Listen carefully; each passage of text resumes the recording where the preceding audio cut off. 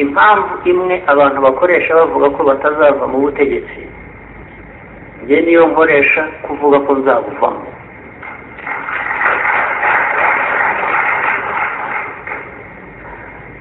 Bazo impamvu ni impamvu ya mbere nuko mu buyobozi wa excellent leadership mwavuga mu bintu bimwe bikwiye kuba biherwaho, ukuvuga ngo ariko umaze imyaka 10 umaze 20 mu byo wakoze wafashije abantu kuba bazamuka bagakomeza mu nzira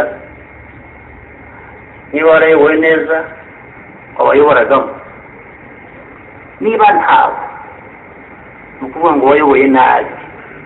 Therefore niyo mpamvu ngewe ntabwo nakomeza kuko naba narayoboye nabi, ngeze igihe nkwiriye kuba ngenda hakaba nta muntu wansimbura. Ntabwo nabikoresha, ntabwo nabonye umuntu uzansimbura, niyo mpamvu nkwiye gukomeza. ubwo ngo urakomeza nabi kuko wananiwe kugira uwagusimbura. kuvuga rero niba narabinaniwe ntabwo nkwiye gukomeza, ntabwo nabihemberwa.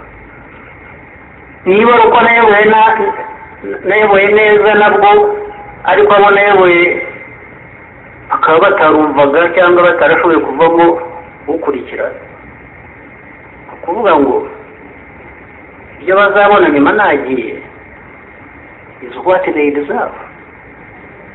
Yes, so nabibarekera and they get what they deserve.